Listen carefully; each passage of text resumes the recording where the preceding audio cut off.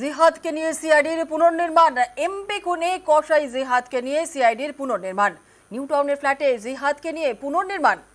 ভাঙড়া কৃষ্ণমাটিতেও ঘটনার পুনর্নির্মাণ সিআইডির। আর পুনর্নির্মাণে সিআইডির সঙ্গে বাংলাদেশ পুলিশও।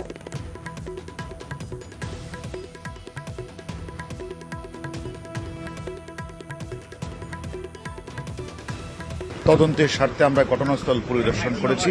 কলকাতা পুলিশ যে আসামিকে গ্রেপ্তার করেছে, যে ঘাতককে গ্রেপ্তার করেছে, ঘাতককে নিয়ে আমরা আবার ঘটনাস্থলে আজকে আমরা আবার পরিদর্শন করেছি। এই আসামিটাকে নিয়ে আমরা কিন্তু যে বর্জ্য খালে আমরা সেখানে তাদের যেখানে নিক্ষেপ করা হয়েছে সেই জায়গাটাও আমরা পরিদর্শন করেছি। প্রতিটি জায়গায় আমরা একদম বাস্তবে কোথায় কি করেছে, কোথায় কোন রুমটাতে হত্যাকাণ্ড সংঘটিত করেছে সেগুলি আমরা তন্ন করে তার কাছ থেকে শুনেছি।